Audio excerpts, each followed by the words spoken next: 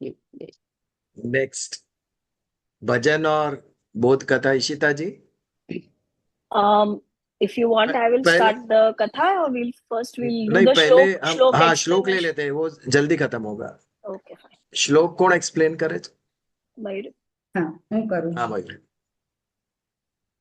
જય શ્રી કૃષ્ણ સર્વને। અધ્યાય પહેલો, अर्जुन विषाद योग। यह अध्याय हमें यह समझाता है कि जीवन के महत्वपूर्ण निर्णयों में हम अक्सर उलझन, दुविधा, करुणा और भय से घिर जाते, और ठीक यही परिस्थिति अर्जुन के भीतर भी उत्पन्न हुई। यहीं से श्री कृष्ण के उपदेश का आरंभ होता है, जो आगे चलकर भगवत गीता के रूप में विश्व को ज्ञान प्रदान करता है। श्लोक 12वां। तस्य सज्जनया हर्षम कुरुवृद्ध पितामहम सिंहनादम विनिद्योच्य शतधम्मो प्रतापवान।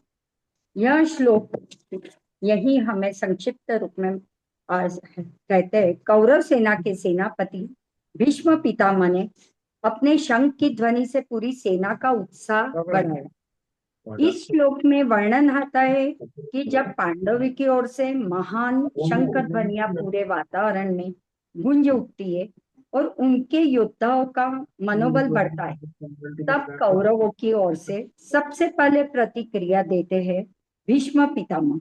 वे कौरव सेना के प्रमुख, सबसे वरिष्ठ और सर्वोच्च सम्मानित योद्धा थे। भीष्म अपनी विशाल शक्ति और तेज के प्रतीक उस महान शंख को बजाते हैं। उनकी यह ध्वनि केवल एक संकेत नहीं थी, यह कौरव सेना के लिए प्रेरणा, साहस और दृढ़ विश्वास का स्तोत्र थी। इस शंख ध्वनि से सैनिकों में नई ऊर्जा का संचार होता है और उन्हें यह अनुभूति होती है कि उनका नेतृत्व अटल और अजय है। यह श्लोक हमें यह शिक्षा देता है कि किसी भी दल, टीम या परिवार में नेता के शब्द, उसका साहस और उसका आत्मविश्वास पूरी समूह की मानसिकता को प्रभावित कर सकता है। जैसे भीष्म की आवाज से कौरव का मनोबल बढ़ा, वैसे ही जीवन में मैं भी किसी अनुभवी और दृढ़ व्यक्ति की एक सकारात्मक पहल हम में शक्ति और उत्साह भर सकती है। जय श्री कृष्ण। जय श्री कृष्ण। सरस। अब हाँ जी। इशिता जी एक बोध कथा कहेंगे और हाँ, मैं उसके कोशिश पहले आप करूंगी। हाँ, आप सबको भगवत गीता जयंती की शुभेच्छा। और अब हमारा ज्ञान यज्ञ हम आरंभ करते हैं। भगवत गीता का विचारों द्वारा पूजन हम आरंभ करते हैं। 4-5 हाँ लोग आज बोलने वाले हैं। इशिता जी से प्रारंभ करते हैं। हाँ। जय श्री कृष्णा, सभी को हरिओम। और मैं कथा के रास्ते के जरिए ये आप सबको ये संदेश देना चाहती हूँ। तो इंद्र ने अपना महल बनवाना शुरू किया और उन्होंने विश्वकर्मा को बुलाया और वो अपने महल को एक्सटेंड करवाते रहे। कभी एक विंग बढ़ा देते थे, कभी एक विंग कम कर देते थे, कभी बोलते थे यहाँ इधर से कुछ ऐसा बनाओ, इधर से वैसा बनाओ। कई सालों तक ये चलता रहा। विश्वकर्मा जी बहुत थक गए थे, बोले इनका महल खत्म ही नहीं होके दे रहा है, इनका महल ही नहीं खत्म हो रहा है। लेकिन क्या करें, वो सारे देवताओं के राजा थे तो मना भी नहीं कर सकते थे। फाइनली विश्वकर्मा जी ने हरि को, विष्णु को प्रार्थना की और बोला प्लीज आप मुझे आके इस संकट से बचाइए, कुछ इनको बताइए, बस करिए, कितना और महल बनवाएंगे। तो विष्णु जी खुद आए, बोले अच्छा बताओ भाई इंद्र क्या बना रहे हो? ओहो बड़ा अच्छा महल है, ये तो बहुत सुंदर है, इतने कमरे बनवा दिए, अरे इतने तो लोग भी नहीं है तुम्हारे पास, तुम तो बहुत ही लंबा तुम्हारा इलाबरेट कर रहे हो, कंप्लीट कब करोगे? तुम देवताओं के ऊपर तुम्हारा ध्यान नहीं है, बाकी भूलोक पे क्या हो रहा है, यहाँ क्या हो रहा है, तुम सिर्फ अपने कंस्ट्रक्शन में ही लगे हुए हो। इंद्र ने बोला अरे क्या करूं मैं, इतना इम्पोर्टेंट मैं व्यक्ति हूँ, मैं देवताओं का राजा हूँ, तो मेरा महल देखते ही सबको एक वो होना चाहिए ना कि वाह भाई ये है देवता के राजा। विष्णु जी ने ऐसे ही बस इशारा किया, वहां पे खूब सारी चींटियां चलती हुई उनको नजर आई। तो अचानक इंद्र बोले अरे चींटियां, इस ब्रांड न्यू महल में चींटियां घुस गई, ऐसे कैसे? मैं मेरे किचन वालों को बोलूंगा ठीक से, तुम या तो क्लीनिंग नहीं कर रहे हो या मुझे शायद पेस्ट कंट्रोल का कुछ व्यवस्था करनी पड़ेगी, चींटियां कहाँ से आ गई? तो विष्णु जी ने बोला ये चींटियां नहीं है, ये सब के सब अलग अलग ब्रह्मांड के इंद्र हैं, पिछले जन्म में ये सब इंद्र थे, इनके जैसे जो जिसका कर्म था वो उसके अगले जन्म में वो चींटी बना है। एकदम से इंद्र को एकदम जर्क लगा कि माय गॉड, मतलब इतने सारे ब्रह्मांड है, इतने सारे स्वर्ग हैं, हर एक स्वर्ग में इंद्र है, और कुछ एक इंद्र तो बाद में चींटी बन जाते हैं। तो वो बिल्कुल अपना सर पकड़ के बैठ गए कि क्या ये वाकई ऐसा हो सकता है। मैं तो बिल्कुल अपने आप को द बेस्ट इंद्र और बेस्ट महल और बेस्ट सब कुछ समझ रहा था। इतने में वहां से एक ऋषि गुजरे, ऋषि का नाम था लोमश ऋषि। और वो अपने सर पे अपनी चटाई लेके वो वहां से गुजर रहे थे। उन्होंने प्रणाम किया विष्णु जी को भी और इंद्र को भी। इंद्र ने बोला आइए आइए ऋषिवर आइए, आप भोजन करेंगे, आप फल खाएंगे, आप क्या खाएंगे। तो वो बैठ गए थोड़ी देर बातें करने लोमश ऋषि। तो इंद्र ने कुछ नोटिस किया कि ये ऋषि का कुछ something is very funny about him. तो उनके जो सर पे जो बाल थे ना, कहीं कहीं पर पैचेस थे उनके, मतलब कहीं बाल थे, कहीं टकले थे, कहीं बाल थे, कहीं टकले थे। तो इंद्र ने उनको बोला कि ये आपके सर पे क्या हुआ है ऋषिवर, ये आपके थोड़े बाल हैं थोड़े बाल नहीं है।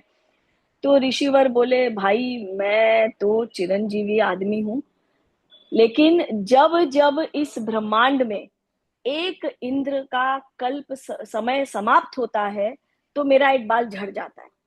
तो ये जितने मेरे ये तुम्हें गंजे पैचेस दिख रहे हैं ना, ये वहां वहां वो इंद्र का समय समाप्त हो गया।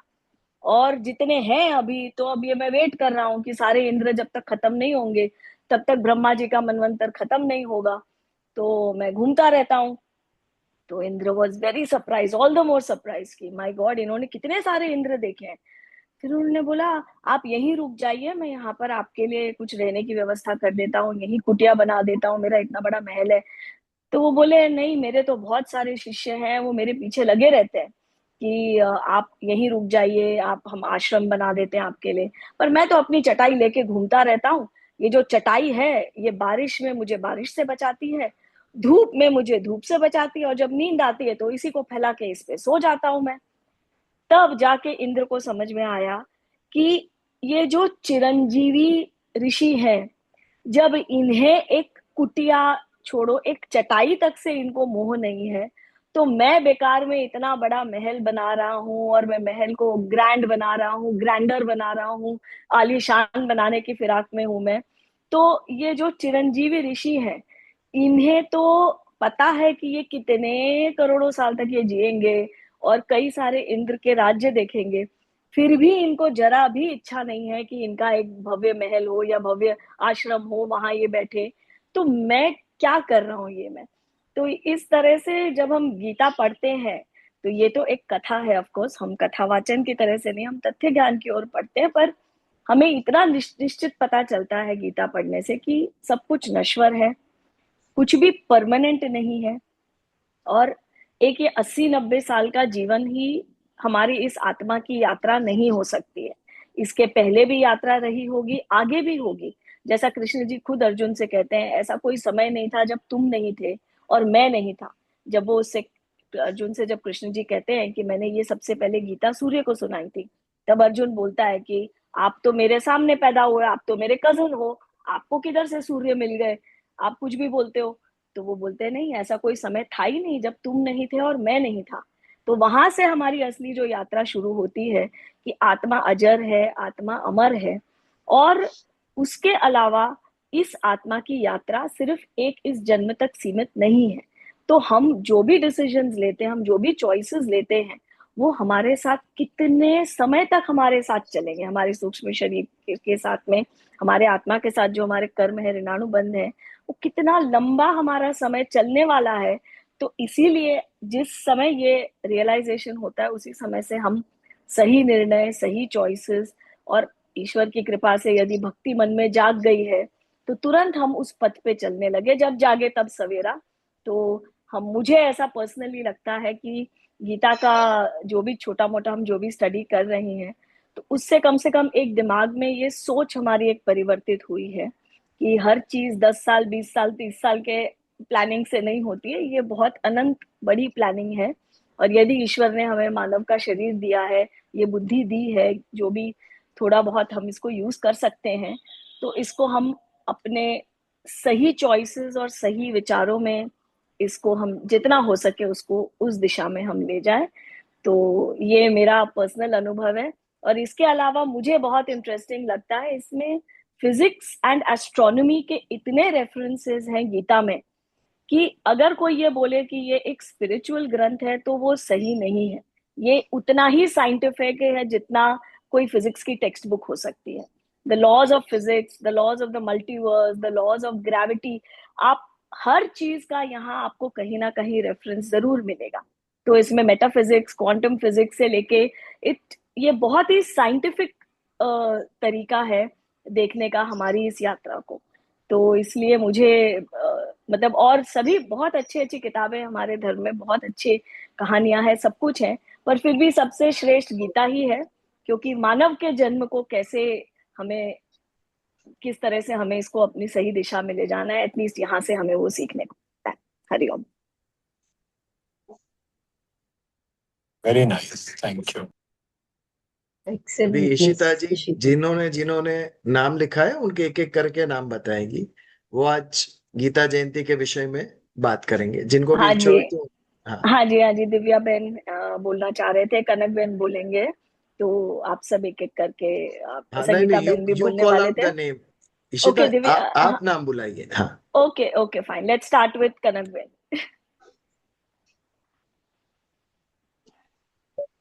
जय श्री कृष्ण। इशिता, बहुत बढ़िया सुनाई आपने कहानी।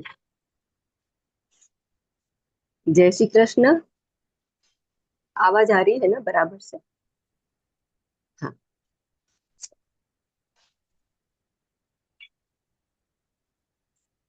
सबसे पहले अपने बीजेल भाई का विशेष धन्यवाद करना चाहूंगी, जिनके द्वारा हम ये गीता ज्ञान यज्ञ में एक साथ जुड़े हुए हैं। थैंक यू बीजेल भाई। भगवत गीता एक सबसे अधिक पढ़े जाने वाला ग्रंथ है। गीता ज्ञान का प्रतीक है। ज्ञान के बिना मानव जीवन को दिशा नहीं मिलती। यह दिशा अपने जीवन की दशा परिवर्तित कर देता है। गीता इस जीवन और उस परम तत्व को जोड़ने वाली अनमोल कड़ी है। भगवत गीता मॉरल साइंस का एक अप्रतिम और बड़ा ही गहन विषय है। गीता ज्ञान द्वारा हम लाइफ के चैलेंजेस को एक अलग नजरिए से देखना शुरू करते हैं। गीता हमें नैतिकता, विनम्रता, स्थिरता, समभावना, मिथ्याभिमान, अहिंसा, आत्मसंयम, दृढ़ता, स्थिरता, समभावना और अनासक्त भाव और ऐसे कई सारे ज्ञान समझने की शक्ति प्रदान करता है, जिनसे एक निर्भयता की अनुभूति हम कर सकते हैं। यह सारे स्वाभाविक दिव्य गुण हैं, किंतु इस जगत में माया रूपी आवरण से इन सब की और हमारा ज्यादा ध्यान नहीं रहता। श्री कृष्ण हमें बड़ी सरलता से समझाते हैं। अब सोच समझकर जीवन रूपी इस संग्राम में इस ज्ञान को श्रवण मनन द्वारा इसे कैसे अपनाया जाए, यह एक निजी मामला है। श्रद्धा रखने वाले मनुष्य और इंद्रियों पर संयम रखने वाले तत्परता से यह ज्ञान प्राप्त करते हैं और फिर ज्ञान मिल जाने पर जल्द ही परम शांति को प्राप्त होते हैं। मनुष्य एक सामाजिक प्राणी है। दुनियादारी में जो कुछ भी हो रहा है, इन सब से बड़ा प्रभावित होता रहता है। इन सब में उसके मन, विचार की धारणा, भावनाओं को नियंत्रण में रखना, प्रकृति अनुसार कर्म करते रहना, वर्क और लाइफ को बैलेंस करना और सफल होना बड़ा ही चैलेंजिंग काम लगता है। अब यहाँ हम गीता ज्ञान का उपयोग कर सकते हैं। चंचल मन किसी एक विचार पर ज्यादा देर नहीं रहता।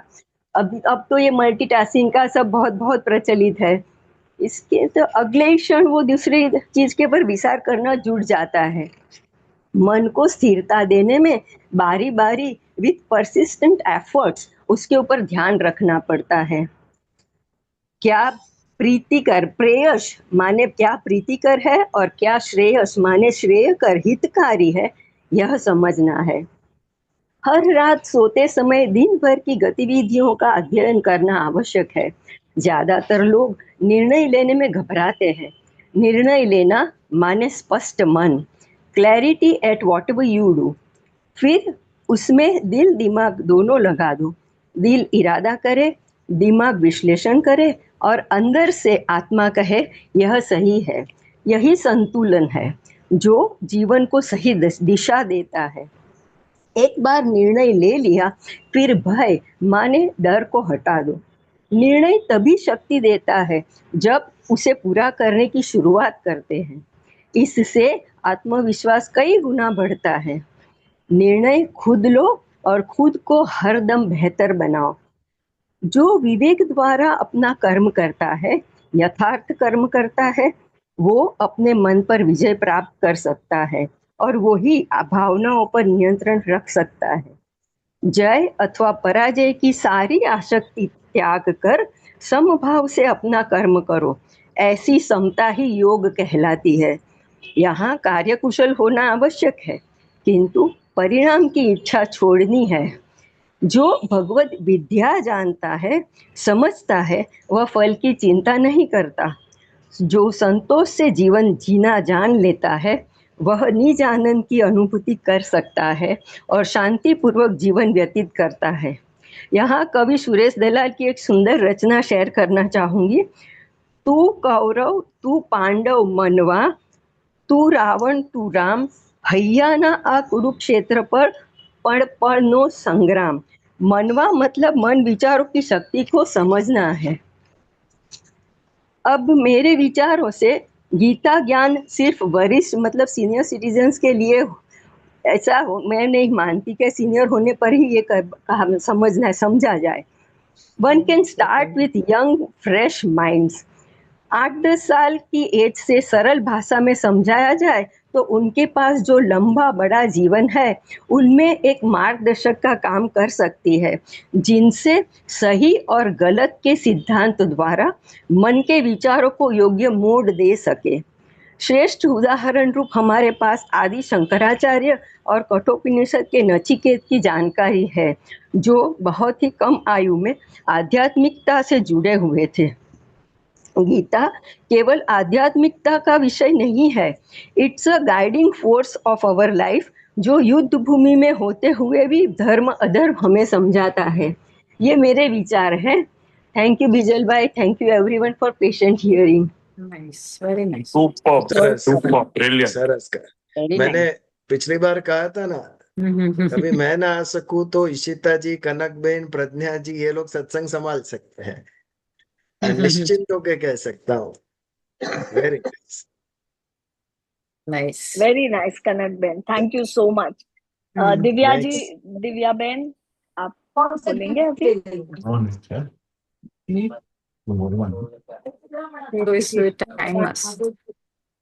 વેરી નાઇસ ઈશિતાબેન અને કનકબેન, તમારા જેવા સિનિયર જેવું હું નથી બોલી શકતી। I am giving my small thought. पहले मेरे गुरु जी जिसने मुझे श्री भगवत गीता का ज्ञान दिया, उनको प्रणाम। गीता एक जीवन ग्रंथ है जो रोज जीने का ग्रंथ है। भगवत गीता के बारे में क्या कहे और क्या न कहे, जिसे श्री कृष्ण ने गीता जयंती के दिन प्रमुख से कही है। यह ग्रंथ सिर्फ पढ़ने का नहीं, पर उस पर अमल करना है। ये मेरा है, एक ने किया है, ये सब छोड़कर श्रद्धा पूर्वक विश्वास के साथ श्री कृष्ण की शरण में जाए तो राग द्वेष छूट जाते हैं। कभी भी जीवन में रास्ता न मिले तो भगवत गीता पढ़ के हृदय में बसे श्री कृष्ण को पूछते हैं तो वो किसी भी तरह SMS भेजते हैं, मतलब क्या मुरारी श्रेष्ठ यू वासुदेव सर्वम में ही गीता का तात्पर्य है। गीता दृष्टि में मन लगना कोई ऊंची चीज नहीं है, ऊंची चीज है समता। जिसमें समता आ गई उसे गीता सिद्ध कह देती है। जब से मैंने गीता का सत्संग चालू किया है, मुझे लगता है मुझ में समता आ गई है। मैं ये नहीं कहती कि मुझे क्रोध नहीं आता, पर जब भी आता है थोड़ी देर में गीता का श्लोक पठन करने से मन शांत हो जाता है, लेट गो करने की भावना आ जाती है। यह है गीता का प्रभाव। मैं एक छोटा सा अनुभव शेयर करना चाहूंगी। लास्ट वीक हम लोग ब्रज में गए थे। मैंने आप सबको बहुत मिस किया। आज कितने सालों से मेरी और मेरी मम्मी की इच्छा थी कि हम लोग गोकुल मथुरा जाए। मैंने सोचा भी कि मैं आप सबको वीडियो कॉल करूं, पर पॉसिबल नहीं हुआ। मैं ये कहना चाहूंगी कि हम लोग 8 लोग थे, लेकिन प्रभु की कृपा देखो, उन्होंने ये सब प्लान भी बनवाया, हमको यहाँ बुलाया, उनकी जन्मभूमि, उनकी कर्मभूमि, उसकी लीला, सबका बहुत अच्छा दर्शन हुआ। और सबसे बड़ी बात, हम लोग सब स्वस्थ वापस आ गए। ये मेरे उनकी ही कृपा मानती हूँ। ये मेरा छोटा सा प्रयास आपको अच्छा लगे। दूसरा, मैं ये कहना चाहूंगी, पिता को जो हम लोग अपने कहते हैं ना कि किसको किसके पास बांटना चाहिए, मैं मेरे फैमिली के साथ बांटती हूँ और मेरे बच्चे लोग को सबको बताती हूँ। यही मेरा प्रयास है। Thank you very much. जय श्री कृष्ण। जय श्री Nice, कृष्ण। दिव्या बे। सी, इस बार सोमवार को yesterday हमारे पार्ला सत्संग में एक यंग लड़के ने श्लोक का भावार्थ समझाया हमें, और वो समझाने के बाद he was a little confused और मुझे पूछा, मैंने कुछ गलत तो नहीं कहा ना? मैंने कहा उसे, बेटा भगवान जो है ना Shri Krishna, he is not interested you are right और wrong, he is not interested you are a good orator और नॉट, आप अच्छे वक्ता हो के नहीं देखते, भगवान केवल भाव देखते हैं। तो दिव्या बेन, સાચું બોલ્યા ખોટું બોલ્યા કેવું બોલ્યા જરા ઇમ્પોર્ટન્ટ નથી, તમે બોલ્યા ભાવપૂર્વક આજે ગીતાજી વિશે, थैंक यू। એ સૌથી મહત્વની વાત છે। करेक्ट। इसके तो लिए सब संकोच निकाल दो, मैं सच बोलूंगा या गलत, सही या गलत होगा, अच्छा होगा बुरा होगा, भगवान कुछ नहीं देख रहे हैं। तू मेरे मेरे लिए जो बोला, लाइफ में ये सर्वोत्तम है। हाँ, मेरी लाइफ में जो हुआ है वही मैंने बोला है। नहीं, ये लोग वेरी, तो सब senior, ज्यादा मैं नहीं बोल सकती, તમારા लेकिन સાચા साइड माई ભાવથી लड़क। ઉપર કાંઈ નથી, કાંઈ નથી। Thank you. Yeah, वो थैंक बैठे यू हैं वेरी ना, वो जो बुलवाएंगे वो सही बुलवाएंगे। नहीं बुलवाएंगे। वो बैठे हैं ना बुलवाने वाले। हाँ, विचार विचार भी उनके हैं, शब्द भी उनके हैं, ये भी उनका है, हम भी उनके हैं। वो बुलवाएंगे, अच्छी सही बात है। बुलवाएंगे। कई बार इसके मैंने लिए ये हाँ, ये हाँ, लो- ये लिखूं, ये बोलूं, फाइनली शाम को ये फाइनल मैंने बोला, अभी ये सही है। नहीं, दिव्या बहुत बहन, परिवार के साथ जब अपन बातें करते हैं ना, तब अपन ये नहीं सोचते हैं कि हम कैसा बोल रहे हैं। करेक्ट। मन की बात बोलते हैं उस समय। हाँ, अच्छी बात और है। हाँ, और आप देखिए, हमने कभी भी उच्चारण के ऊपर इतना इंपॉर्टेंस नहीं दिया। I know there are classes के जहां पर केवल भगवत गीता के श्लोक के उच्चारण सिखाते हैं, हाँ, बट हाँ, भगवान ने अर्जुन को श्लोक के उच्चारण सिखाने के लिए भगवत गीता नहीं कही थी। भगवत गीता समझने का विषय है, वो समझ अच्छी बात। समझ गए तो अपने आप जीवन में उतरता है। वो कोई हाँ, व्याकरण की एग्जाम नहीं है, वो कोई साहित्य की हाँ, एग्जाम नहीं है। आपका भाव सर्वोत्तम, आपकी समझ सर्वोत्तम, और बस हमने कोई, उसी के ऊपर लक्ष्य दिया है। सही बात है, कोई अनुष्ठान है ही नहीं। देखिए, वो कहीं दिया नहीं कह रहे हैं कि आप ये 11 दिए जलाइए या 5 उपवास करिए या 11 उपवास कुछ करिए भी या नहीं। एकादशी। वो कोई प्रोसीजर बता ही नहीं रहे हैं। तो जहां प्रोसीजर नहीं है, वहां मेथड और उसका फॉर्मूला भी नहीं है। सिर्फ भाव है। प्रोसीजर यस, ही नहीं है तो फॉर्मूला भी नहीं है उनका यस, कोई। मैं तुझे मुझ पर मैं भाव है, मेरी तुझे जो मेथड हाँ, चाहिए अपना तेरी मेथड से मैं पूजा ज्वाइंट कर, नो प्रॉब्लम। ये मैं इम्पोर्टेंट। ज्वाइंट फैमिली में रहती हूँ, तो वही बात, बहुत सी ये बोलते हैं ना, प्रॉब्लम आ जाती है। लेकिन या, मैं ये फ्लोट चालू कर देती हूँ, लिटरली मेरे को रास्ता मिलता है, तो मन शांत हो जाता है। Very good, very good. ईश्वर की इच्छा है। जय श्री कृष्ण। धन्यवाद, धन्यवाद। जय श्री कृष्णा। जय श्री बहन, आप बोलेंगे अभी?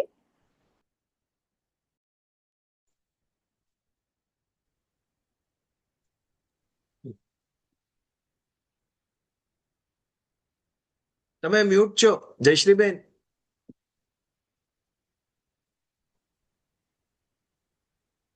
આપણે બધા જાણીએ છીએ કે ગીતાજીમાં 18 અધ્યાય છે અને તે 18 અધ્યાયમાં શ્રી કૃષ્ણ ભગવાન અર્જુનને રણ મેદાનમાં કહી રહ્યા છે. ગીતા ભવસાગરમાં એક દીપગ્રહ છે. જેમ દીપગ્રહનું સ્થાન દરિયાની મધ્યમાં હોય તેમ ગીતા રૂપી દીપગ્રહનું સ્થાન પણ મહાભારતની મધ્યમાં છે. ગીતાજી સમજાવતી વખતે ભગવાનની સામે માનવ ઊભો છે. જેવી રીતે વૃદ્ધ પિતા પોતાના દીકરાને અંતકરણથી હૃદય ખોલીને જે કહે તેવી રીતે ભગવાન અર્જુનને ગીતાજી સમજાવી રહ્યા છે.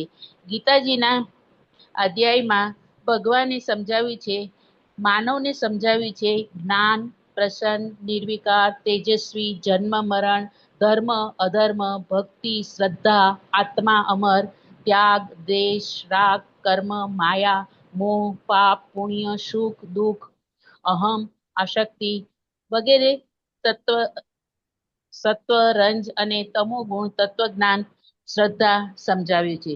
જે શબ્દ 5000 વર્ષ પહેલા જે શબ્દો માણસને માટે સમજાવ્યું હતું તેમાંનો એક પણ શબ્દ બદલાવ્યા વગર ગીતાજીમાં તોડીને શબ્દ સમજાવ્યા છે. ગીતાજી એક શાસ્ત્ર છે. ગીતાજી વાંચવાથી સમજણ અને સ્ફૂર્તિ આવે છે. ગીતાજી બ્રહ્મ વિદ્યા સમજાવે છે.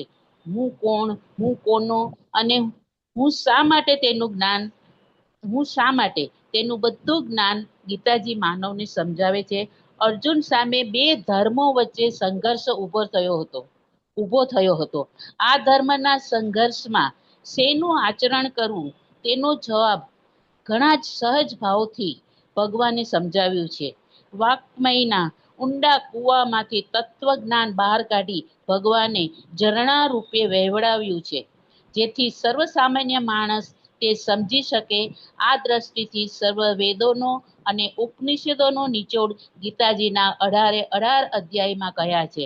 અંતમાં હું એટલું જ કહીશ, ગીતા રે રચીને કાને ચીંધ્યો જીવનહાર, એને રસ્તે ચાલે તેનો મટે અંતરદા, પ્રજ્ઞા ચક્ષુ ખુલી જાતા અર્જુન શરણે જાય, મોહ કેરા પડાવ તૂટ્યા સામે લડવા જાય, અધર્મનો નાશ થયો ધર્મની જીત થઈ, ગીતાએ સમજાવ્યું.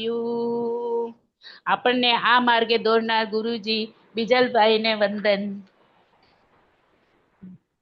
સરસ. જયશ્રીબેન કવિ છે,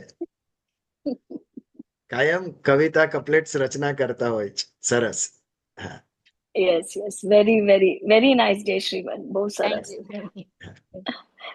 संगीता बेन, आप बोलेंगे अभी?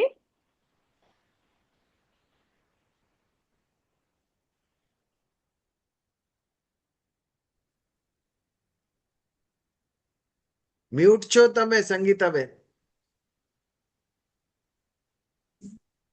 सॉरी। सबसे पहले बीजल भाई आपको प्रणाम। मुझे जो गीता में से समझ आ रहा है मैं उसी को आप सबके साथ शेयर करना चाहती हूँ। भगवत गीता का प्रभाव हमारे जीवन पर बहुत ही गहरा है और प्रेरणादायक है। आज के समय में जब स्ट्रेस, कंपटीशन, इनसिक्योरिटी और एक्सपेक्टेशन बढ़ रहे हैं तो गीता हमें यह सिखाती है कि जीवन में हर परिस्थिति का सामना हमें शांत मन और संतुलित विचार से करना चाहिए।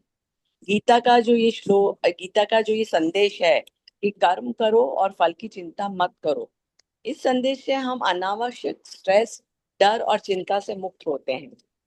गीता हमें सिखाती है कि हमें दूसरों को बदलने की बजाय पहले खुद को ही बदलना चाहिए। हम सारा समय या हम कह सकते हैं कि हम सारी जिंदगी इसी में लगे रहते हैं कि सब हमारे हिसाब से चले, लेकिन ऐसा कभी हो ही नहीं सकता। हम यही कोशिश में लगे ही रहते हैं, लेकिन सबको बदलने की बजाय हमें पहले खुद को ही बदलना चाहिए। हम हमेशा कल की चिंता में ही लगे रहते हैं लेकिन गीता हमें सिखाती है कि हमें जरूरत से ज्यादा सोचने से कुछ नहीं होता, उल्टा हमारा मन परेशान हो जाता है। यदि हम अपने मन को संयमित रखें तो हमारी आधी समस्या तो वैसे ही हल हो जाती है। दूसरे इसमें हमें मुझे सबसे अच्छी बात ये लगती है कि गीता से मुझे ये सीखना मिलता है कि हम दूसरों से उम्मीदें ज्यादा नहीं रखनी चाहिए, क्योंकि जब हमारी उम्मीदें पूरी नहीं होती है तो दुख होता है। फॉर एग्जाम्पल, हम उम्मीद करते हैं कि हमारे बच्चे हमारी बात हमेशा से सुने, लेकिन बच्चे हमेशा ऐसा तो नहीं करते, तो इससे हमें बहुत ही दुख होता है। लेकिन इसकी बजाय यदि हम उन्हें समझने की दृष्टि रखें तो एक कह सकते हैं कि एक हेल्दी रिलेशनशिप डेवलप होती है। और जो हम भी उनकी बातें समझदारी से, प्यार से और धैर्य से सुने तो हमारे उनके बीच में एक हेल्दी रिलेशनशिप बनते हैं।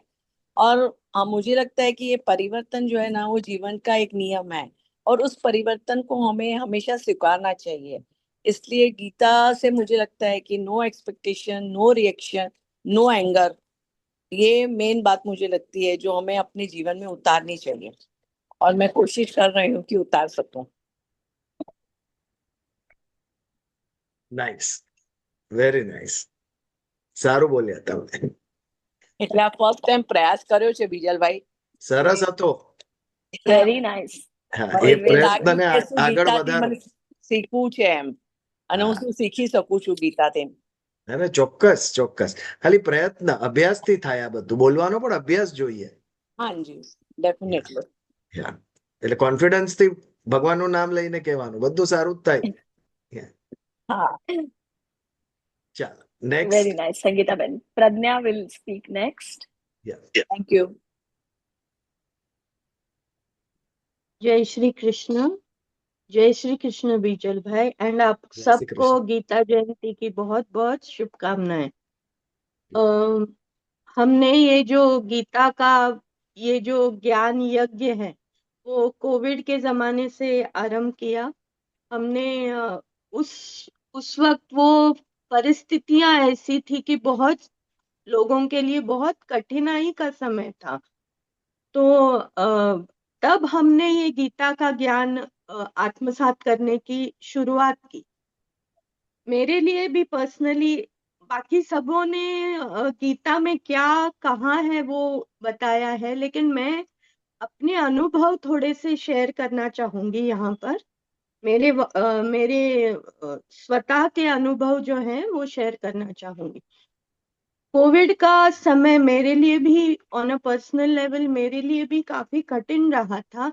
उसी वक्त मुझे गीता का सहारा मिला. मैं ये नहीं कहती कि आज गीता का श्लोक सुना और कल मेरे जीवन में परिवर्तन हुआ, बिकॉज गीता ऐसी चीज है जो सिर्फ सुनने से नहीं होती, वो धीरे धीरे, जैसे मैं गुलाब जामुन का उदाहरण दूंगी. जैसे गुलाब जामुन अपने जो चाशनी है. ये रहता है, चाशनी रहती है, हम्म. उसमें डूबा रहता है और धीरे धीरे धीरे वो चाशनी उसमें सम्मिलित हो जाती है और पूरी तरह गीता जो गुलाब चाशनी की मिठास उस समय गुलाब जाम में दिखाई पड़ती है जब पूरी तरह वो चाशनी सोख लेता है. आज उसको डाला और कल उसके आप अनुभव नहीं ले सकते. उसी तरह गीता का जो ज्ञान है वो धीरे धीरे अपने अनुभवों के अनुसार हमारे जीवन में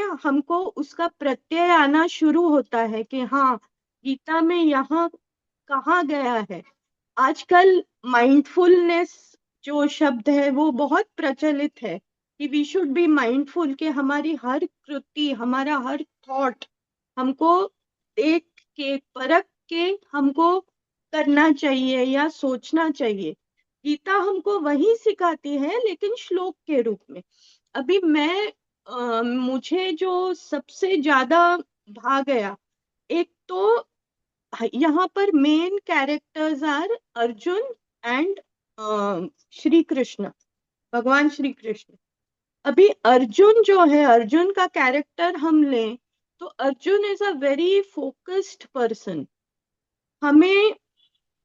हम लोग अगर बोलें कि गीता के ज्ञान के लिए अर्जुन ही वो गीता का ज्ञान क्यों दिया, इतने सारे करोड़ों लोग थे वहां कुरुक्षेत्र में, लेकिन सिर्फ अर्जुन को गीता का ज्ञान क्यों दिया गया, या सिर्फ संजय ही क्यों थे जिनको दिव्य दृष्टि दी गई और जो गीता प्रत्यक्ष सुन रहे थे. अर्जुन तो खैर प्रश्नोत्तरों में उलझे हुए थे, वो प्रश्न कर रहे थे और भगवान उनकी उनकी प्रश्नों का उत्तर दे रहे थे। लेकिन अर्जुन ही क्यों? क्योंकि अर्जुन एक ऐसा व्यक्तित्व है जो पूरी तरह अपना जो अपनी जो कला है, उसका जो विद्या है, उसकी ओर पूरी तरह समर्पित था। वो एक योद्धा था। उसने अपनी युद्ध कला जो है, युद्ध कला का पूरी तरह से उसने मास्टरी प्राप्त की थी। तो हमें पहले देखना चाहिए कि हम जब भी हमारे हमारे समाज में 4 वर्णों में हमारा जो जीवन काल है वो 4 वर्णों में विभाजित किया गया है। पहले ब्रह्मचर्य, फिर गृहस्थाश्रम, फिर वानप्रस्थाश्रम और फिर संन्यासाश्रम। तो जो स्टूडेंट्स हैं उनको पूरी तरह पूरी एकाग्रता से हमको अध्ययन करना चाहिए। जो कुछ भी विद्या हम जो आगे के जीवन में हमको उपयुक्त होने वाली है, उस विद्या का पूरी तरह से हमको वो विद्या आत्मसात करनी है। जब हम गृहस्थाश्रम में प्रवेश करते हैं तो पूरी लगन के साथ में उस गृहस्थाश्रम के नियमों का पालन हमें करना चाहिए। जब हम वानप्रस्थाश्रम में जाते हैं तब हमको जो कुछ भी हमने विद्या अर्जित की है या जो धनार्जन किया हुआ है, उस धन का, उस विद्या का उपयोग समाज के लिए करना चाहिए, ना कि हमारे अपने के लिए करना चाहिए। और संन्यास आश्रम कि हम जब ये सब हमारा कर चुके, ऐहिक जो हमारा जो कुछ भी कर्तव्य है, हमारे विद्यार्जन, फिर धनार्जन, फिर समाज कार्य, वो सब करने के बाद में हमें अपना जो बचा हुआ जीवन है वो इस तरह व्यतीत करना है कि हम फिर अपने कर्तव्यों को करने के बाद में पूरी तरह से अपने मोक्ष के मार्ग पर हम चल दें। लेकिन गीता हमको ये समझाती, अभी इतना होने के बावजूद जब अर्जुन जैसा व्यक्ति जो पूरी तरह अपने विद्या को आत्मसात कर चुका है, उस वक्त उसके मन में ये डाउट आया कि इतने जन मेरे स्वजन हैं, उनके ऊपर मैं बाण कैसे चलाऊं, उनकी मृत्यु का कारण मैं कैसे बनूं। इस कंफ्यूज्ड अवस्था में अर्जुन को गुड़ाकेश कहा गया है। गुड़ाकेश का मतलब है जो निद्रा पे जिसने विजय पाई है। निद्रा पे विजय पाना not in the literal sense, क्योंकि जिसका शरीर है, मानवीय शरीर है, उसको थोड़ी बहुत निद्रा की तो आवश्यकता हमेशा रहेगी। लेकिन सात्विक निद्रा अलग है, जो शरीर को रिक्यूपरेट या जो पूरे दिन की थकान से मुक्ति दिला दे, वो निद्रा अलग, वो सात्विक निद्रा होती है। लेकिन जो निद्रा की जीत की हम बात कर रहे हैं वो आलसी निद्रा है, जो तामसिक निद्रा है, जो विच अराइजेज आउट ऑफ लेथार्जी। तो उस निद्रा के ऊपर अर्जुन ने जीत पाई थी। He had totally controlled his instincts, his lethargy. पूरी तरह उन्होंने अपने विद्या पर मास्टरी पाई थी। ऐसे अर्जुन के मन में जब कंफ्यूजन आता है कि मैं क्या करूं, तो उस वक्त भगवान अध्याय 2 में, पहला अध्याय तो खैर अर्जुन विषाद योग है, लेकिन जब इंसान के मन में विषाद उत्पन्न होता है, खिन्नता उत्पन्न होती है कि मैं क्या करूं, उसी वक्त ज्ञान का उदय होता है। और ज्ञान का उदय कब होता है?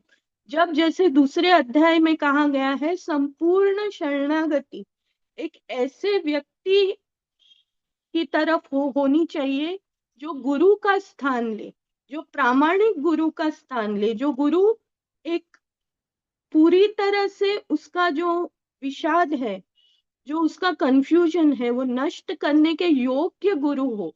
और इस खैर भगवान जो अर्जुन के सामने तो भगवान स्वयं थे, अपने शारीरिक रूप में थे, तो उनको कहीं और जाने की जरूरत नहीं थी। हालांकि भगवान सखा थे अर्जुन के, लेकिन उस वक्त सखा और सखा का जो संबंध है वो परे रखकर अर्जुन उनको शरणागत जाते हैं, शरण जाते हैं और कहते हैं कि भगवान आप मेरे गुरु हो, इस वक्त आप मेरे गुरु हो, मुझे मेरा ये जो विषाद है उसमें से बाहर निकालिए।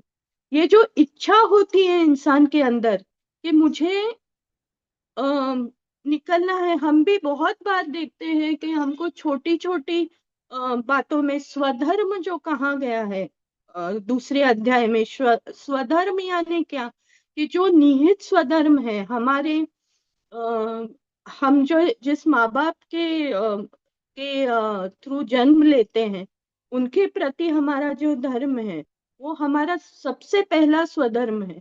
उसके बाद में जिस मिट्टी में हम लोग जन्म लेते हैं, जिस देश में हम जन्म लेते हैं, उस देश के प्रति हमारा जो धर्म है वो हमारा राष्ट्र धर्म है। उसके बाद में हमारा मानवता धर्म है। तो ये जब ये धर्म हमको समझ में नहीं आता कि हम कौन सा धर्म आत्मसात करें, किस धर्म की तरह हम व्यवहार करें, तब गुरु को शरण जाना बहुत अच्छी बात होती।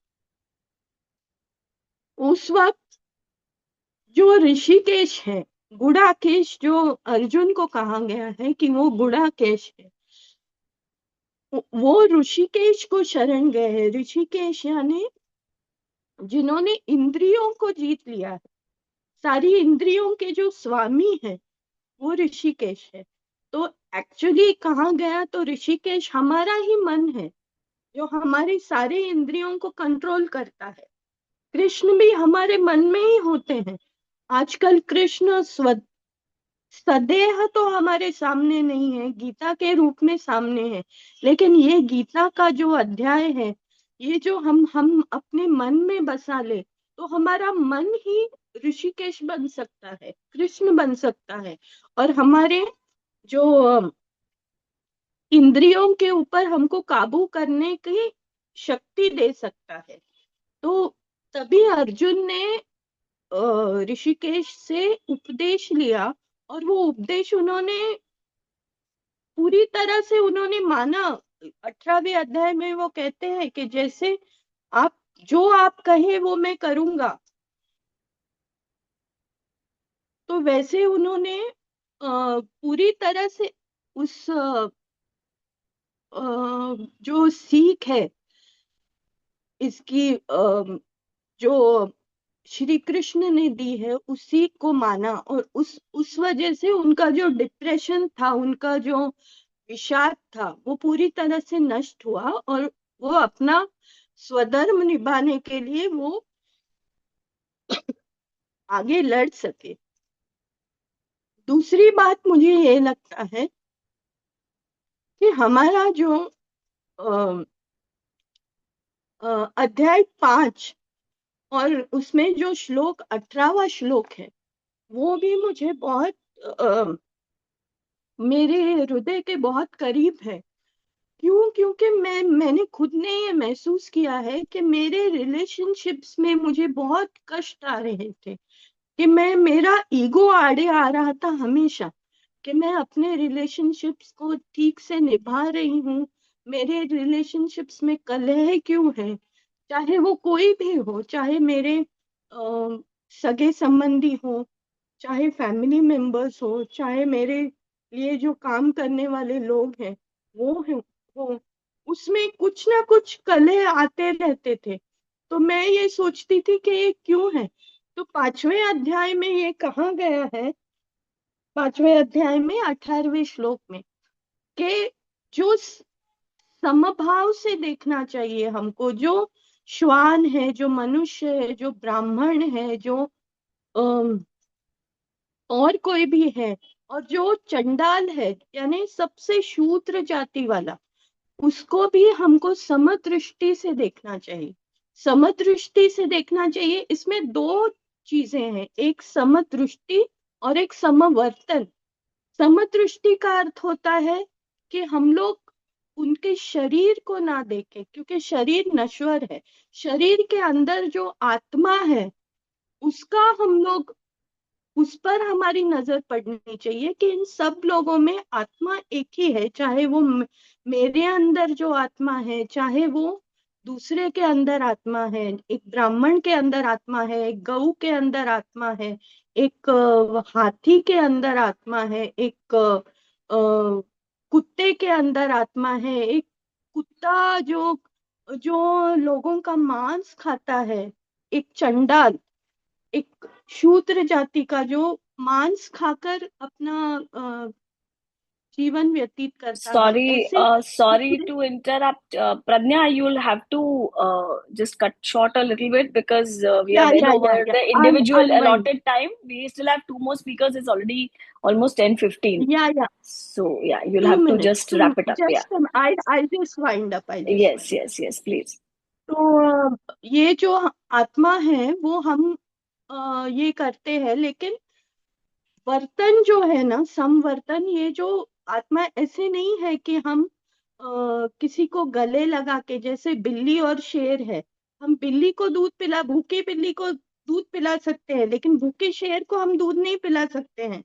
क्योंकि क्या होता है कि भूखा शेर बोलेगा दूध आप पी जाओ, मैं आपको खा जाऊंगा।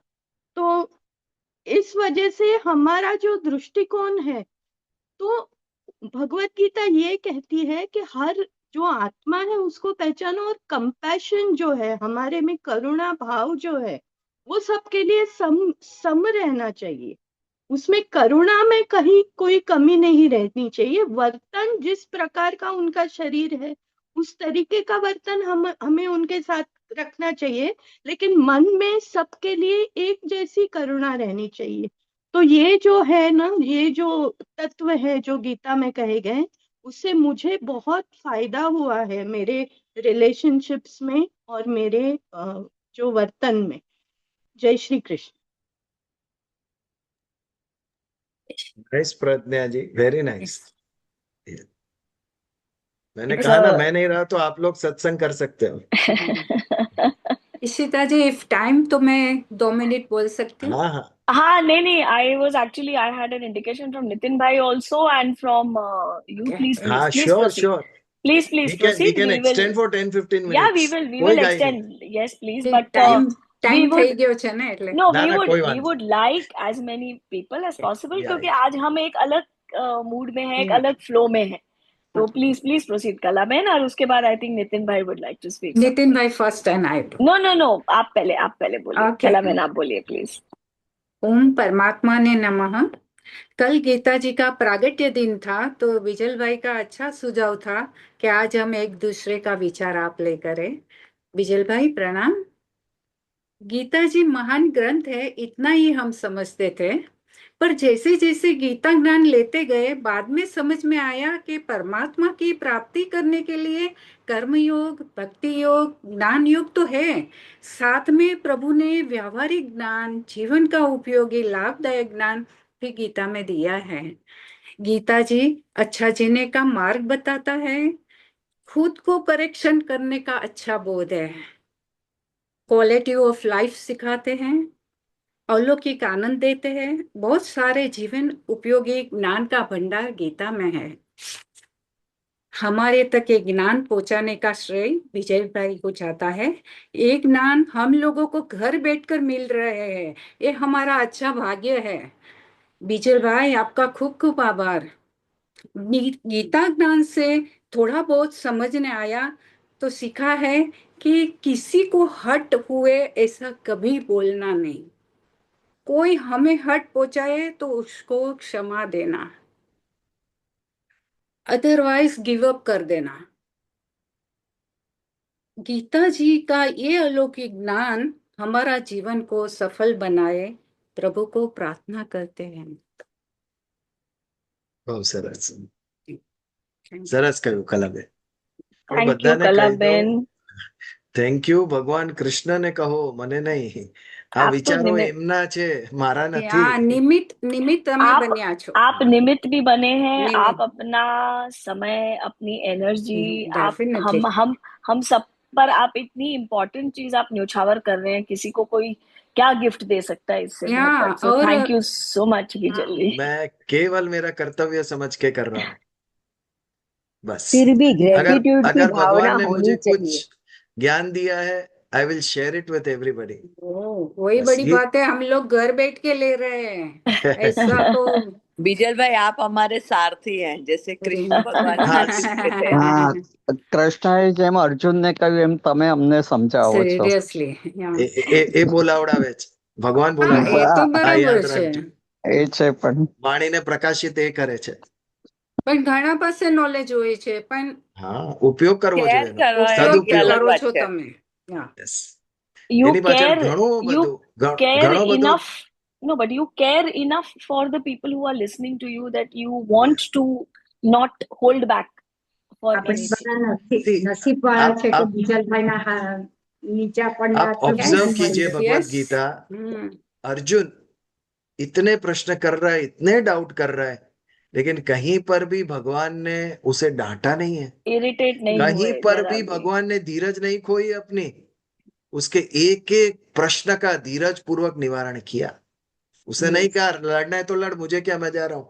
नो, जो क्वेश्चन थे सब शांति से धीरज पूर्वक, छोड़ा नहीं उन्होंने, अपने तरफ से लॉजिकल आंसर देते ही गए।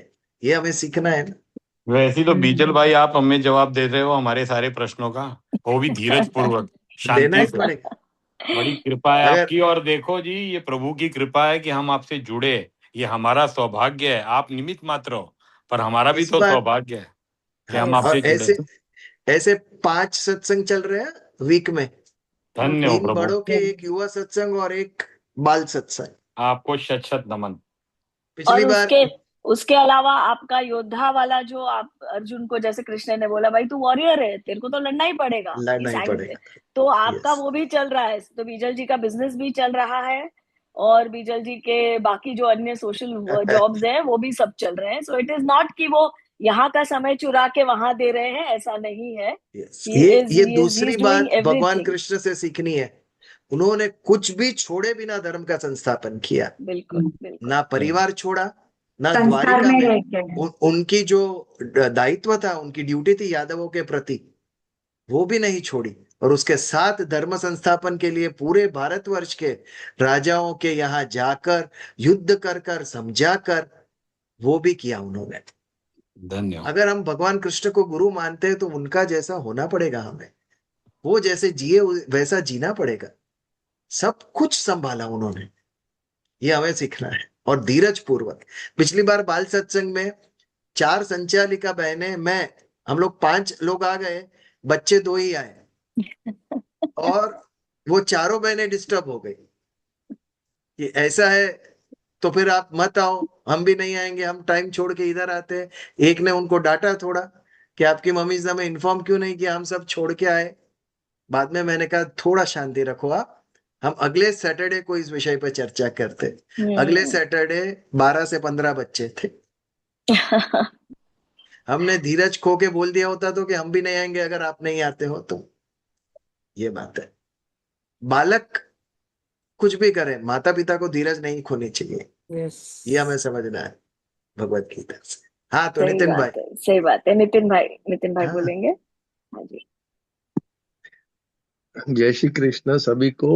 वैसे तो मेरे लिए ये एक सरप्राइज सा गूगली ईशिता जी ने डाला है, because unfortunately I have been a little irregular for the last 1 or 2 months, so I wasn't aware, मुझे पता મારા नहीं था कि ધ્યાનમાં છે, બરાબર है। I'm really apologetic and I am at a loss, I would say, for not having attended a couple of classes. तो मुझे तो ये पता नहीं था कि आज ये चर्चा हो रही है। लेकिन एनीवेज, भगवत गीता तो मैं मानता हूँ कि we are all of us so very lucky and fortunate to have Bijal भाई who is guiding us through the Bhagavad Gita. और जैसे कि उन्होंने अभी कहा कि ये कृष्णा भगवान जो मैसेज दिया है, जिन उन्होंने हमारे को कि भाई हमको क्या फॉलो करना है। तो जैसे अभी बताया कि कुछ काम छोड़े बगैर हम करना है, कृष्ण भगवान ने अपना कोई कार्य, तो शिव जी जो बोल रहे हैं कि शिव जी जो है निवृत्ति मार्ग के आचार्य थे, और कृष्ण भगवान है प्रवृत्ति मार्ग बताते हैं कि अपना कर्म चालू रखो, उस कर्म को भक्ति में बनाना है तो बस केवल मुझको और मेरी यादों को उसमें जोड़ दो, मेरे संदेश को उसमें जोड़ दो। तो Bhagavad Gita I believe is all the mankind who are following the Bhagavad Gita are so very fortunate and lucky to get the messages directly from none other than the Supreme Godhead, जो हम श्री कृष्ण को मानते हैं। और जैसे अभी बिजल भाई ने कहा कि केवल मानने से या सुनने या उसको करने से कुछ नहीं, मतलब उसको फॉलो किसी ना किसी तरीके से स्मॉलेस्ट फ्रैक्शन में भी हम इसको अगर एडॉप्ट कर सके अपने जीवन में, इसके प्रिंसिपल्स को जो अर्जुन को बताया वो फॉलो कर सके, तो आई थिंक हमारे सभी का जीवन इतना मंगलमय और मतलब जीने लायक हो गया। आसपास के लोगों को भी हम प्रेरित करें कि ज्यादा से ज्यादा इसको इस भगवान के मैसेज को हम पहुंचा सके। तो this is going to be our duty, it's going to be each one of us has this duty to take the message of none other than Lord Krishna ahead। और बस क्या कहूँ भगवत गीता के लिए, तो कुछ भी कहें शब्द कम पड़ जाएंगे। और अगेन थैंक्स टू बिजल भाई जो जिन्होंने ये, मैं तो शुरू से जुड़ा नहीं था वैसे, तो शुरू के कुछ वक्त बाद मुझे पता चला कि इस टाइप का जो है हम सत्संग कर रहे हैं, तो मैं उसमें बहुत खुश नसीब हूँ और thankful to God also to. वो बोलते हैं ना कि लाइक माइंडेड लोगों को परमात्मा जोड़ देता है, वो एक रास्ता बना देता है कि आप उस ग्रुप में जुड़ जाओ, तो वो यात्रा फिर वहां से शुरू हो जाती है। तो रियली वंडरफुल। एंड जैसे अगर मैं बोलूँ कि ये विषाद योग की जो बात चल रही है, just taking one more minute, कि शुरुआत में जो संजय का रुख रहा है वो एज अ मास्टर वो ट्रीट कर रहा था दुर्योधन को और धृतराष्ट्र को, जो कि 18वें अध्याय में जाके उसने बता दिया कि भाई तुम्हारा लास्ट कोई श्लोक में नहीं, लास्ट उसने बता दिया। तो कहते हैं कि केवल अर्जुन के अंदर परिवर्तन नहीं आया, संजय के अंदर भी पूरी तरह परिवर्तन आ गया कि ये धर्म युद्ध है भाई, ये कोई दो कजिन्स का युद्ध नहीं है, ये धर्म युद्ध है। और इसमें जहां जहां कृष्ण भगवान है, जहां जहां धर्म का पक्ष है, उसी को जीतना है। तो आप तो सब मरोगे, आपको तो खत्म होना है। तो इसी तरह जैसे संजय ने उस मैसेज को इतना, मतलब कृष्ण अर्जुन तो डायरेक्ट सामने था, और जैसे कि अभी बताया कि सवाल जवाब कर रहे थे, उसका जवाब दे रहे थे, लेकिन Sanjay was only the listener, he did not have the opportunity to question. But फिर भी उसके मन को पूरी तरह परिवर्तन हुआ और उसने धृतराष्ट्र को करेक्ट मैसेज दे दिया कि भैया तुम्हारा कोई इधर स्थान नहीं है, कौरव सारे खत्म, तो अधर्म खत्म, इन अदर वर्ड्स। बस यही कहूंगा। जय श्री कृष्ण। अर्जुन वो जो उनका और लास्ट श्लोक है ना, यत्र योगेश्वर यत्र कृष्ण, योगेश्वर, यस वहां पर विजय श्री होनी ही है, होनी ही है। तो आपको ये बिल्कुल लगता है कि अब समझ में आया ये मैच तो पहले से ही फिक्स्ड है, ये कृष्ण जी जीतने वाले हैं। बिल्कुल बिल्कुल बिल्कुल। अर्जुन और संजय में इमीडिएटली परिवर्तन आया, क्योंकि ये दो ही व्यक्ति थे जिन्होंने डायरेक्टली भगवत गीता कृष्ण भगवान से सुनी। करेक्ट। आप लोग मुझसे सुन रहे हैं, इसके लिए इतना दिख नहीं रहे। ऐसे नहीं ये अंतर है। I am joking of course. नहीं नहीं, तो अभी अभी आपने कहा कि आपको कृष्ण भगवान का आदेश है और आप उन्हीं का कर्तव्य कर रहे हो, तो उसमें हाँ, उनका उनका गाइडेंस आपको 101% है, तो उसमें से 1% तो हमारे पास आ ही रहा है। प्रयत्न कर रहा हूं। जैसे और जैसे जैसे हरी हाँ, इच्छा। यस। हरी इच्छा, हरी कल इच्छा। कल इसी तरह पारला सत्संग में भी हुआ, वहां तो प्रत्यक्ष हुआ। वहां पर 12वें और 15वें अध्याय का भी पारायण किया, मैंने वीडियो डाला था। हाँ, बट वहां पर भी अंत में मैंने एक बात कही, यहां पर भी कह रहा हूं। हमारा जो तीसरा पॉइंट था कि भगवान के इस उपदेश को अन्य तक कैसे ले जाएं, इसके ऊपर कोई ने कुछ भी नहीं कहा।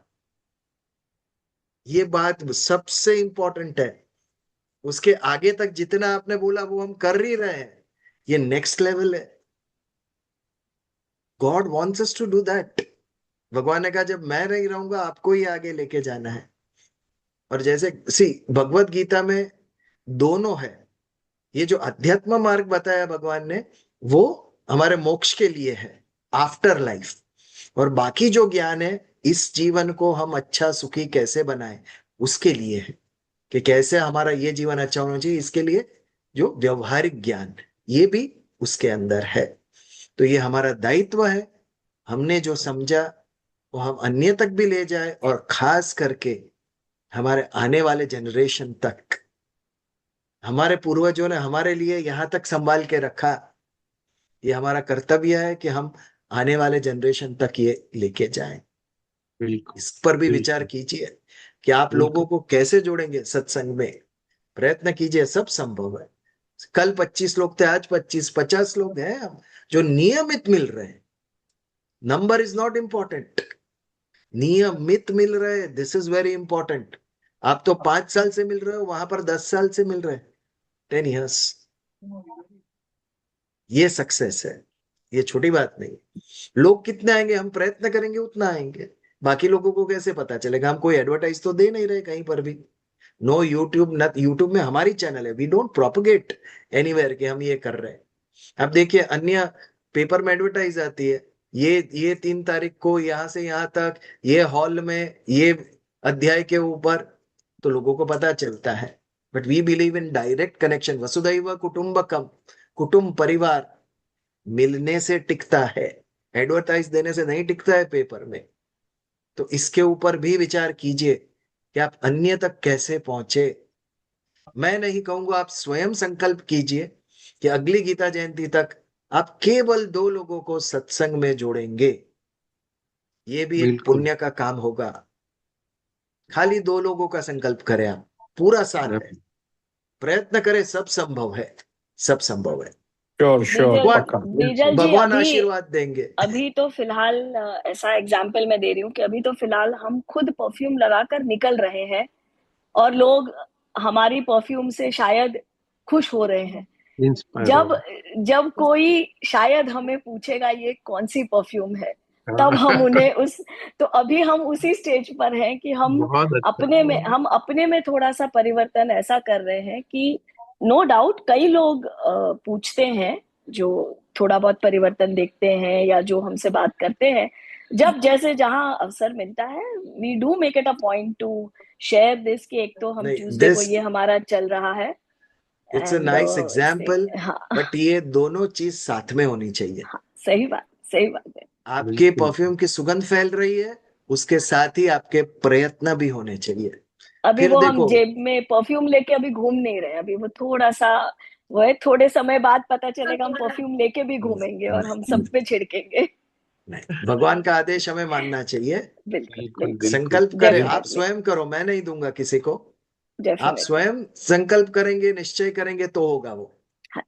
अगली होगा गीता जरूर जयंती तक प्रयत्न करें, प्रयत्न यस एटलीस्ट 2 व्यक्ति को हम सत्संग में जोड़े। कोई भी हो, आपके घर वाले भी हो तो चलेगा। अवश्य। हमारे यहाँ एक पड़ोसी के यहाँ, हमारे सत्संगी है, उनके यहाँ काम करने जो बाई आती है, उसने देखा वो उसके बच्चे को भेज रही है युवा सत्संग में, और वो उसके 4 दोस्तों को लेके आ रहा है। सोचिए वेरी आप। नाइस हाँ ईच वन गेट वन हाँ, जैसे आज प्रज्ञा जी ने वो श्लोक कहा ना, कुत्ता हो, हाथी हो, चांडाल हो, सबके अंदर एक आत्मा है। अगर हम लोगों में भेद करें तो हम भगवत गीता सीखे ही नहीं है। हमारे लिए काम वाली बाई हो या कोई बड़ा हो, सब समान होने चाहिए, कोई भेद उसमें नहीं। यहाँ पर जब हम बैठते हैं, we all are equal, we all are children of God. जब हम यहाँ बैठते हैं तब ये समझना है, ये जब हम सीखेंगे तब हमारी प्रगति होगी। Internal progress, the real human progress जिसे कहेंगे। चलिए, तो बहुत सुंदर आज का ज्ञान यज्ञ रहा। और इशिता जी, आपको और एक कंडक्टर मिल गए, नितिन भाई, वो भी कंडक्ट कर सकते हैं सत्संग। मुझे लग मैं रहा है मैं जानबूझ अभी के को 2-4 जो सत्संग मिस करूं। नहीं आप लोग बिल्कुल को नहीं, आप लोग को नॉट तैरना सिखा एक्सेप्टेबल, दूं, नहीं नहीं सीखिए नो अपने नो आप। नो नॉट आपका गाइडेंस एक्सेप्टेबल। आपका प्रेजेंस तो इम्पोर्टेंट है सर हाँ, बीजल मैं जी दैट सुनूंगा इज ना, not acceptable, no no no मैं सुनूंगा। नो। कभी कभी ये लाभ भी दीजिए मुझे सुनने का। चलिए चलिए प्रार्थना करेंगे। आप हम हाँ इट्स ऑलरेडी प्रार्थना आप सबको 10:30 टुडे। पुनः हाँ जी गीता जयंती का बहुत सारी गीता जयंती की शुभकामनाएं, और संकल्प करें कि अगली गीता जयंती तक हम एटलीस्ट 2 व्यक्ति को, भगवान ने 2 हाथ दिए है ना, 2 हाथ में 2 लोगों को पकड़ के लाएंगे हम यहाँ पर जरूर सत्संग में। जरूर जरूर तो आपका आज खूब खूब आभार बीजल जी, सभी की तरफ से मैं फिर भगवान से का आपका भी आभार व्यक्त करती हूँ सभी की तरफ से। અનિતાજી પ્રગટ થયા છે, બોલો. हाँ जी આજે હું બોલવાની હતી પણ મારી હેલ્થ નથી બરાબર આઈ એમ એટલે મેં સોરી. પર મૂકી દીધું છે. ફાઇન. આપ બધા વાંચી લેજો. તમે પણ ઘણા દિવસે દેખાયા નીતિનભાઈની જેમ. હા, રાશિ એક છે ને નીતા અને નીતિ. ચાલો આજે આપણે નવો શ્લોકનો આરંભ કર્યો છે, શાંતિ મંત્ર. એ હવેથી બોલશું આપણે કરચરણ કૃતમની જગ્યાએ. ચાલો. ઓમ શન્નો મિત્રઃ શન્વરુણઃ શન્નો ભવત્યાર્યમા શન્નો ઇન્દ્ર બૃહસ્પતિ શન્નો વિષ્ણુ ઉરુક્રમઃ. ઓમ શાંતિ શાંતિ શાંતિ. જય શ્રી કૃષ્ણ. જય શ્રી જય શ્રી કૃષ્ણ. जय श्री कृष्ण. जय श्री Thank you. कृष्ण.